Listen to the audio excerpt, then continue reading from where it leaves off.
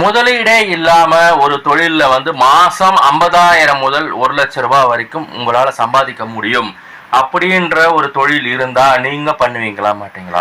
அப்படிப்பட்ட ஒரு தொழிலை பத்தி தான் இன்னைக்கு நம்ம பார்க்க போறோம். ஆமாங்க, இந்த பிசினஸை பொறுத்த வரைக்கும் பாத்தீங்கன்னா முதலீடே இல்லை. நானும் வந்து இந்த பிசினஸை பண்ணிட்டு தான் இருக்கேன். நான் வந்து சென்னை பேஸ்டு பண்ணிட்டு இருக்கிறேன். ஸோ இந்த முதலீடு இல்லாத பிசினஸ் அப்படின்னும் போது எல்லாருக்குமே ஆச்சரியமா இருக்கும். ஒரு எம்எல்எம்மோ இல்லை வந்து வேற மல்டி லெவல் மார்க்கெட்டிங்லேயே வேற ஏதாவது லெவல் பிஸ்னஸோ அப்படின்ற மாதிரி யோசனைகள் உங்களுக்கெல்லாம் இருந்துகிட்டே இருக்கும். ஆனால் வந்து நீங்கள் யோசிக்கிற மாதிரி மல்டி லெவல் பிஸ்னஸ் மார்க்கெட்டிங் இது இல்லை. ஆனால் மக்கள் வந்து நிறைய பேர் வந்து இந்த பிஸ்னஸை பண்ணுறாங்க. அது இல்லாத இந்த பிஸ்னஸ் பொருட்கள், இந்த பிஸ்னஸ் மூலமாக விற்கிற இதை வச்சு அவங்களும் வந்து நிறைய பேர் வந்து பயனடைகிறாங்க. அந்த பிஸ்னஸ் என்ன அப்படின்னு சொல்லிட்டு பார்த்தீங்கன்னா ரியல் எஸ்டேட். ரியல் எஸ்டேட்டை பொறுத்த வரைக்கும் பார்த்தீங்கன்னா உங்களுக்கு முதலீடே தேவையில்லைங்க. உங்களுடைய முதலீடு அப்படின்றது என்னன்னு பார்த்தீங்கன்னா உங்களுடைய மைண்டு தான். உங்களுடைய மைண்டும் உங்களுடைய நேரமும் தான் இந்த ரியல் எஸ்டேட் பிஸ்னஸை பொறுத்த வரைக்கும் பார்த்தீங்கன்னா முதலீடு அப்படின்னு சொல்லலாம். ஸோ இந்த ரியல் எஸ்டேட் பற்றி டீட்டெயிலாக தான் இந்த வீடியோவில் நம்ம பாதியை பார்க்க போகிறோம். அதுக்கு முன்னாடி ஒரு ஸ்மால் ரெக்வஸ்ட், ஃபர்ஸ்ட் டைம் எங்கள் வீடியோவை நீங்கள் பார்க்க போகிறீங்க அப்படின்னா மறக்காமல் அந்த சப்ஸ்கிரைப் பட்டன் அமைக்கிடுங்க. பக்கத்துலேயே பெல் சிம்பிள் இருக்கும், அதில் ஆல் நோட்டிஃபிகேஷன் கொடுங்க. எல்லா வீடியோஸும் உங்களுக்கு ரெகுலராக வந்துட்டே இருக்கும். இப்போ வாங்க நம்ம ரியல் எஸ்டேட் பிஸ்னஸை பொறுத்த வரைக்கும் என்னென்னலாம் இருக்குது, எப்படி நீங்கள் வந்து ரியல் எஸ்டேட் பிஸ்னஸ் ஸ்டார்ட் பண்ணலான்றதை பார்ப்போம்.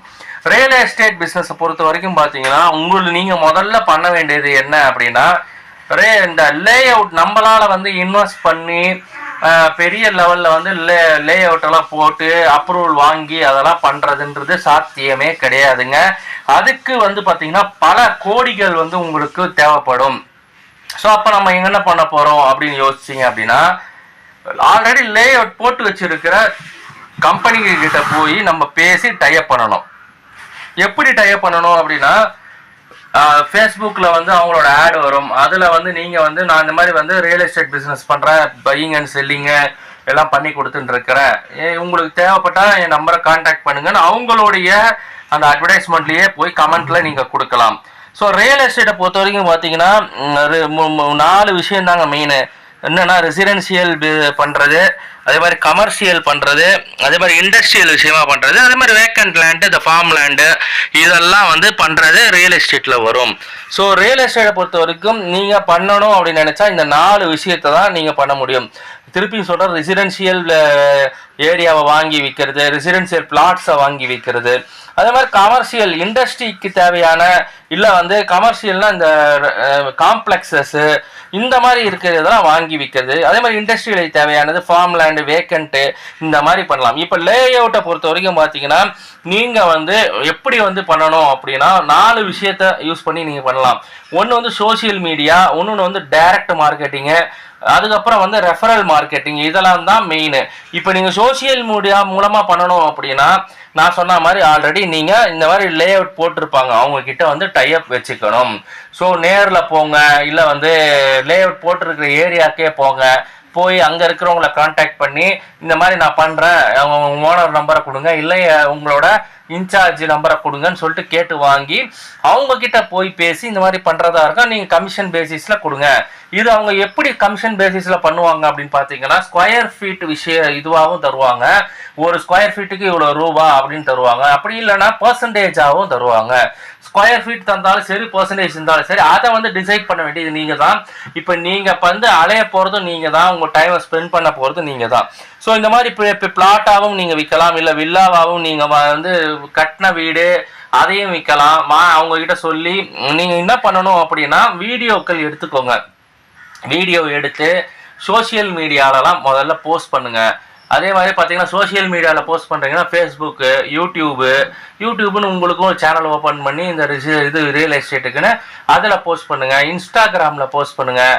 அந்த மாதிரி வந்து நிறைய விஷயத்தில் பண்ணலாம். அதே மாதிரி ஆன்லைன் வெப்சைட்ஸ்லாம் இருக்குது, அங்கே போய் நீங்கள் ரிஜிஸ்டர் பண்ணிக்கலாம். இந்த மாதிரி வந்து 99acres.com, housing.com, இந்த மாதிரி வந்து நிறைய வெப்சைட்ஸ் இருக்குது. அந்த வெப்சைட்லாம் போய் நீங்கள் வந்து இந்த மாதிரி நான் இந்த ஏரியாவில் லேண்ட் இருக்குது, நீங்கள் ஆல்ரெடி டைப் வச்சதுக்கப்புறம் சொல்கிறேன், டைப் லேஅவுட் அவங்க கிட்ட வச்சதுக்கு அப்புறம் இந்த மாதிரி லேண்ட் இருக்கு, இந்த இது போட்டு உங்க கான்டாக்ட் நம்பர் டீடைல் கொடுத்து நீங்க அங்கேயே வந்து அட்வர்டைஸ்மெண்ட் பண்ணலாம். ஸோ இதெல்லாம் தான் நீங்க ஒரு அட்வர்டைஸ்மெண்ட்டுக்கு உண்டான ஒரு யூஸ்ஃபுல்லான ஒரு யுத்தி அப்படின்னு சொல்லலாம். ஸோ இப்போ நீங்கள் ஒரு லே அவுட்டை வந்து பார்க்குறீங்க, பண்ணுறீங்க, அட்வர்டைஸ்மெண்ட் போடுறீங்க, அதை பார்த்துட்டு கண்டிப்பாக வந்து உங்களுக்கு கால்ஸ் வரும். கால்ஸ் வந்ததுன்னா நீங்கள் வந்து அவங்ககிட்ட பேசி நெகோஷியபிள் பண்ணலாம். இதில் வந்து 2 விதமாக பண்ணுறவங்க இருக்காங்க. வாங்குறவங்க கிட்டேயும் பர்சன்டேஜ் பேசுகிறவங்க இருக்காங்க, விற்கிறவங்க கிட்டேயும் பர்சன்டேஜ் பேசுகிறவங்க இருக்காங்க. ஸோ அது வந்து உங்களுடைய திறமை, அது நீங்கள் பார்த்துக்கோங்க. அது நம்ம வந்து இந்த மாதிரி வந்து கஸ்டமர்ஸை கூட்டின்னு போய் இல்லை சைட்டை காமிக்கணும்.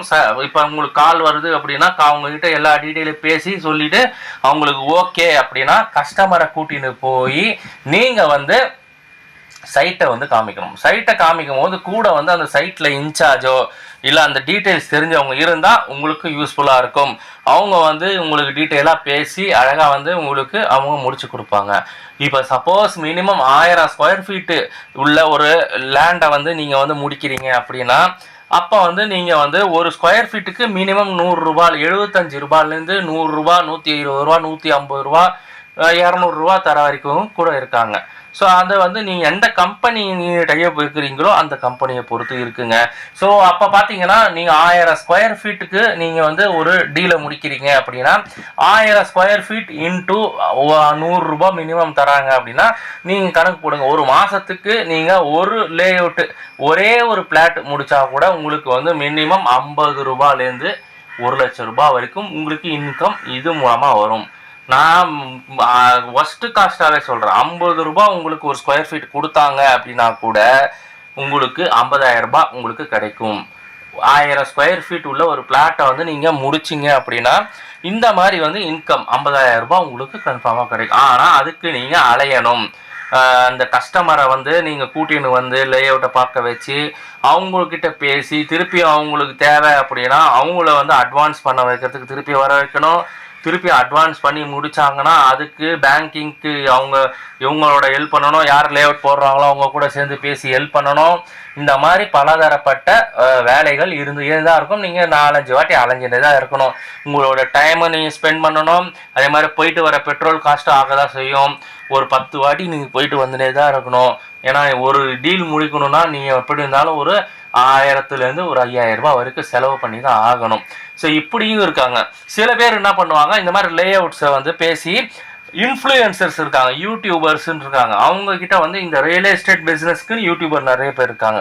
அவங்கள கூட்டின்னு வந்து இந்த லே அவுட்டை வந்து வீடியோ எடுக்க சொல்லி அதை வந்து அவங்களுடைய யூடியூப் யார் இப்போ எடுக்கிறாங்களோ அவங்களுடைய சேனலில் போட்டு உங்கள் நம்பரை வந்து கீழே கொடுத்துருவாங்க. அந்த வந்து நம்பரை கான்டாக்ட் வரும்போது அவங்களுக்கு வந்து பார்த்தீங்கன்னா 5000லேருந்து மெச்சின யூடியூபரோட இதை பொறுத்து இருக்குது, இன்ஃப்ளூயன்சரோட இதை பொறுத்து இருக்குது. மினிமம் 2000லேருந்து ஆரம்பித்து 10,000 வரைக்கும் வாங்குறாங்க.